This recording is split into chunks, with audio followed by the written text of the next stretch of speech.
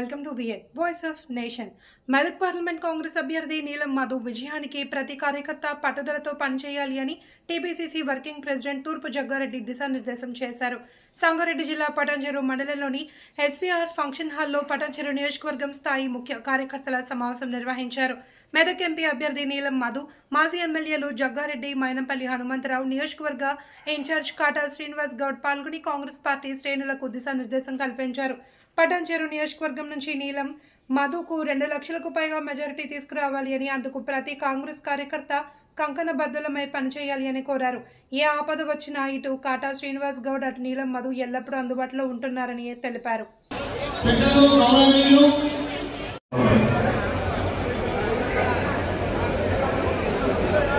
పటాన్చెరు నియోజకవర్గం కాంగ్రెస్ పార్టీ కార్యకర్తల విస్తృత స్థాయి సమావేశానికి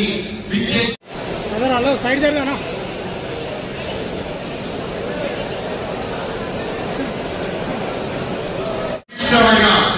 కార్యకర్తలు కాంగ్రెస్ పార్టీ గుండు అదృష్టంగా భావిస్తామని చెప్పి సందర్భంగా తెలియజేస్తా ఉన్నారు. మరి అదేవిధంగా ఇక్కడ ఉన్న నాయకులు నాతో పాటు నేను ఇలా మాజీ ఎమ్మెల్యే అయిపోయినా, అట్లా మేము అందరం మాజీలం అవుతాం, కానీ కార్యకర్తలు ఎక్కడ కూడా మాజీ కాదని చెప్పి ఈ సందర్భంగా తెలియజేస్తా ఉన్నా. మరొకటి మనకు ముఖ్యంగా గమనించాలి, ఇవాళ పార్లమెంట్ అభ్యర్థులు ఇద్దరు కూడా పాల్గొనవచ్చు. మరి మీకు సత్తా చూపించవలసిన అవసరం ఉంది.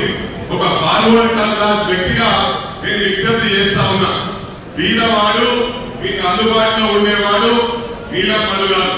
నీలం మధు గారికి మీరు అంటే నువ్వు నేను కలిస్తే మనం కలిస్తే జనమంతా ఏకమైతే సాధించలేదంటూ లేదని చెప్పి కూడా సందర్భంగా తెలియజేస్తా ఉన్నా. అది మనం ప్రూవ్ చేసుకోవాల్సిన అవసరం ఉంది. ఇలా కాగాల్సిన వారు బాధలుగా ముందుకు వచ్చింది కాబట్టి వారికి తెలియజేస్తా ఉన్నా. పటాన్చెరు నియోజకవర్గంలో మనకు రిప్రజెంటేషన్ లేదు. సీనాలు ఎప్పుడు గొప్ప చెప్పుకుంటుంటాడు, నీలం మధుతో చెప్పిండు అన్నా, మనం ఓడిపోయినప్పటికీ కూడా మన రేవంతన్నా మన కాంగ్రెస్ పార్టీ గుర్తింపించింది, నిధులు ఇచ్చింది. నా కార్యకర్తలను ఏదైతే ఎన్నికలకు మనం ప్రామిస్ చేసిందో 10 కోట్ల రూపాయలతో మాక్సిమం సాటిస్ఫై చేసిన నీ ఎక్కువ నిధులు ఇక్కడ పెట్టాలని చెప్పి విజ్ఞప్తి చేసిండు.